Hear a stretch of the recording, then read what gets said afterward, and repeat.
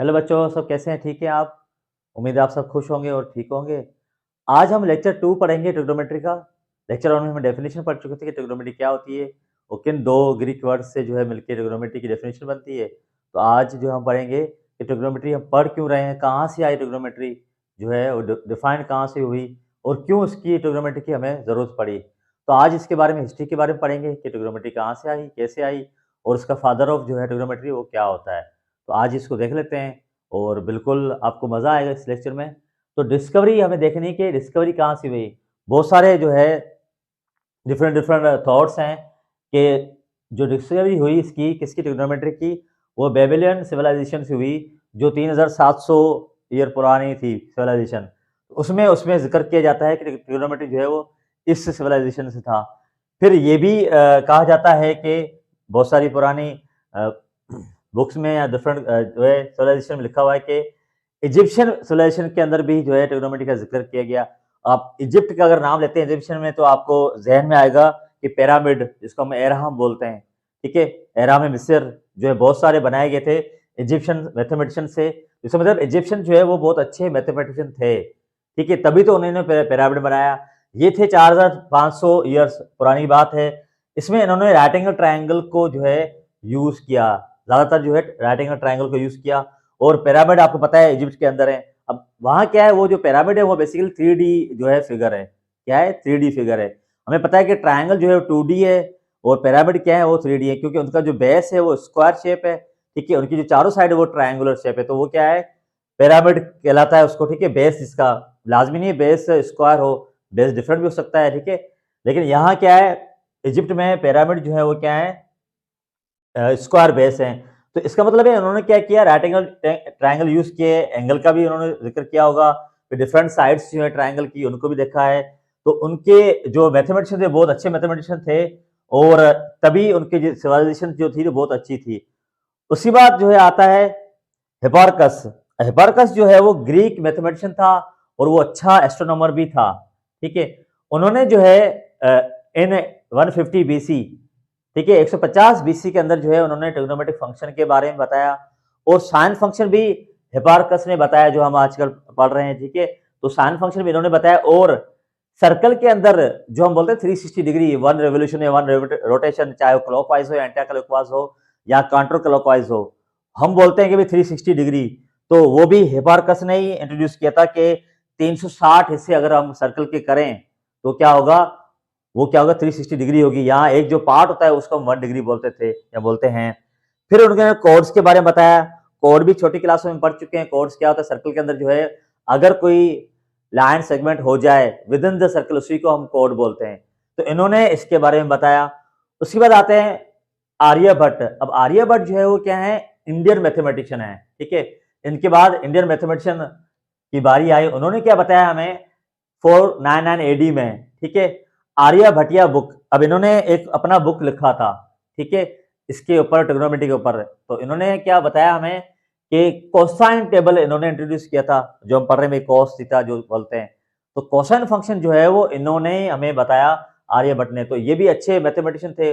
उसके बाद आते हैं अब्दुल गफ्फार, ठीक है? अब्दुल गफ्फार जो है वो क्या है, पर्शियन मैथमेटिशियन थे और ये बहुत अच्छे एस्ट्रोनॉमर भी थे। ये कौन सी सेंचुरी में थे? 10th सेंचुरी के अंदर थे। इन्होंने हमें टेंजेंट फंक्शन का बताया, जो हम टेंजेंट फंक्शन पढ़ेंगे, ठीक है? तो टेंजेंट फंक्शन के बारे में इन्होंने बताया। और दूसरी बात, जैसे कि हमें पता है कि एंगल और साइड्स ऑफ ट्रायंगल हमेशा क्या होते हैं, डायरेक्टली प्रोपोर्शनल होते हैं। तो इनका रिलेशन भी किन्होंने बताया, हमें अब्दुल गफ्फार ने बताया।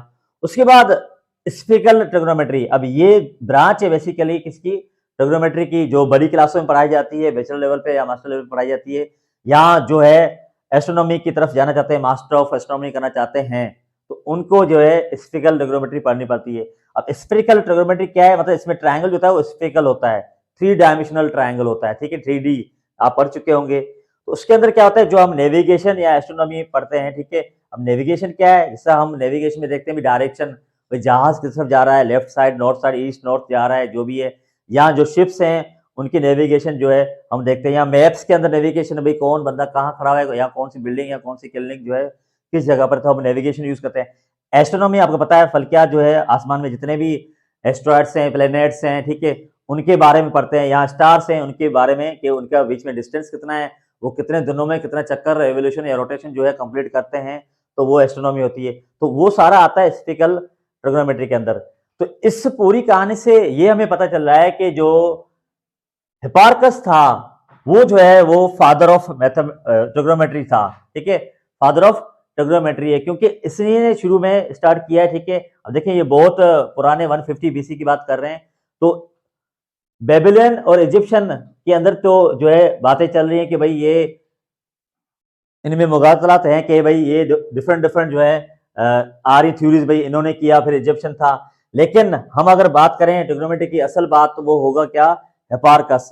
इसका मतलब ये हो कि हिपार्कस जो है वो फादर ऑफ ट्रिग्नोमेट्री कहेंगे हम इसको, ठीक है। अब सवाल दूसरा ये भी है कि भाई ट्रिग्नोमेट्री किस लिए इस्तेमाल की जा रही है या क्यों इंट्रोड्यूस किया गया, इस जो है मैथमेटिक्स की ब्रांच को क्यों दरियाफ्त किया गया या वजह क्या रही थी। तो इस पूरी थ्योरी से, इस कहानी से या डिस्कवरी से ये साबित हो रहा है कि इसको जो है एस्ट्रोनॉमी के लिए ही यूज किया करना था, इसलिए ट्रिग्नोमेट्री का दरियाफ्त हुआ, डिस्कवरी हुई।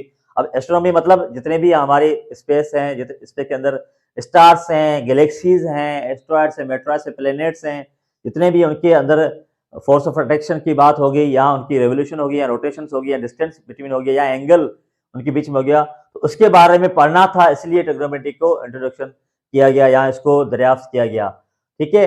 अब आते हैं कि भाई हमने ये तो पता चल चुका है कि डिस्कवरी किसने की, क्या हुआ, और फिर फादर ऑफ जो है ट्रिग्नोमेट्री भी पता चल चुका है। अब हमें क्यों पढ़नी है, क्या वजह है कि हमें लाजमन ट्रिग्नोमेट्री पढ़नी पड़ेगी या पढ़ेंगे, वजह क्या है, रीजन क्या है। तो रीजन यही है कि भाई एप्लीकेशन ऑफ ट्रिग्नोमेट्री के हम देखेंगे रीजन क्या है, क्या वजूहत है जिसके बिना पर हम ट्रिग्नोमेट्री पढ़ेंगे, ठीक है प्यारे बच्चों। तो अब देखिए इसमें मैंने लिखा है कि आर्किटेक्चर फर्स्ट में आ जाता है। आर्किटेक्चर जितने में हम बिल्डिंग्स बनाते हैं, जितने भी घर बनाते हैं, मकानात बनाते हैं, वो सारे आर्किटेक्चर के अंदर आते हैं। सारी बातें, मैप होगा, उसका नक्शा होगा, तभी हम क्या बना सकेंगे। फिर आता है नेविगेशन, जो जिक्र मैं यहाँ कर चुका हूँ। तो नेविगेशन के अंदर जितने भी हमें चाहिए सिग्नल्स वगैरह, वो चाहे वो सिग्नल्स कोई भी हों, जहाज के हों, बहरी जहाज के हों, बड़ी के जो भी हों। फिर गूगल मैप्स, ठीक है। उसके बाद आता है ऑप्टिक्स। अब ऑप्टिक्स आप फिजिक्स में पढ़ चुके हैं, कॉन्वेकेव लेंस और कॉन्वेक्स लेंस आप पढ़ चुके हैं, ठीक है, उनके बारे में होगा। अब जाहिर बात है अगर ऑब्जेक्ट जिस एंगल पे होगा उस हिसाब से इमेज होगा, वो इमेज कुछ भी हो सकता है, रियल भी हो सकता है और इमेजिनरी भी हो सकता है। तो ऑप्टिक्स पढ़ चुके हैं, बायोलॉजी के अंदर इसका यूजेज है। फिर आता है केमिस्ट्री के अंदर भी इसका यूजेज है। न्यूरोलॉजी के अंदर न्यूरॉन्स जितने हैं ब्रेन के अंदर, जितने थे न्यूरॉन्स या ब्रेन फ्रीक्वेंसी या न्यूरो साइंस, उसके अंदर जो है हम ट्रिग्नोमेट्री पढ़ सकते हैं। फिजिक्स हो गया हमारे अंदर, ठीक है। फिजिक्स जो है, फिजिक्स के अंदर बहुत सारी, जैसा फिजिक्स में आप पढ़ चुके हैं इंक्लाइंड प्लेन टॉपिक है, यहाँ जो है आप सर्कुलर मोशन पढ़ चुके हैं। तो इंक्लाइंड प्लेन हो गया या सर्कुलर मोशन जितने भी हैं, 2 डायमेंशनल हो या 1 डायमेंशनल मोशन हो, उसके अंदर भी जो है हम एस्ट्रोनॉमी का फिजिक्स के अंदर जो है वो ट्रिग्नोमेट्री को यूज कर सकते हैं। फ्लाइट इंजीनियरिंग, फ्लाइट का मतलब जिस तरह जहाज उड़ते हैं, किस एंगल पे उड़ता है, या लैंडिंग जो है एयरपोर्ट के ऊपर जो है किस तरह लेता है, तो वो फ्लाइट इंजीनियरिंग हो जाएगी।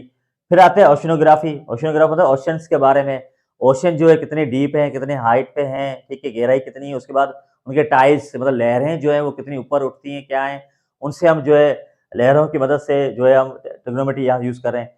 फिर स्पेसक्राफ्ट, स्पेसक्राफ्ट जो आसमान के ऊपर हम स्पेसक्राफ्ट भेजते हैं कि स्पेस के अंदर जो है जितने भी चीज़ें हैं दरियाफ्त करने के लिए, तो वो वर्टिकल जो है होता है on the earth, vertically move करता है ऊपर जाके, फिर जो है वो प्रोजेक्टाइल की सूरत में इख्तियार करता है स्पेसक्राफ्ट। उसके बाद एटम्स, एटम्स आप पढ़ चुके हैं, फिजिक्स केमिस्ट्री दोनों के अंदर है। एटम्स के अंदर न्यूट्रॉन प्रोटॉन जो है होते हैं, पॉजिट्रॉन होते हैं, उसको बोलते हैं। तो वो क्या है, उसके अंदर भी आपकी ट्रिग्नोमेट्री यूज हो रही है। फिर सेस्मोलॉजी। अब सेस्मोलॉजी क्या है, सेस्मोलॉजी जो है अर्थ की जो है वाइब्रेशन, जिसको हम बोलते हैं अर्थक्वेक, तो अर्थक्वेक जो है उसके अंदर भी सेस्मोलॉजी, और उसके अंदर हम यूज करेंगे ट्रिग्नोमेट्री। जाहिर बात है जहां वेव्स का जिक्र होगा, जहां फ्रीक्वेंसी का जिक्र होगा, वहां ट्रिग्नोमेट्री जरूर होगी, चाहे कहीं पर भी आप पढ़ें। देखें एटम्स की बात कर रहे हैं तो जाहिर बात केमिस्ट्री के अंदर एटम्स होते हैं, वो भी क्या होते हैं, आउटर मोस्ट शेल से जो है वो एनर्जी खारिज करते हैं और एब्जॉर्ब करते हैं, ठीक है, बॉन्डिंग बनाते हैं, सिंगल डबल ट्रिपल बॉन्डिंग बनाते हैं। तो वहां भी एनर्जी जो है वेव्स की सूरत में होती है एटम्स के, ठीक है, प्रोटॉन होते हैं।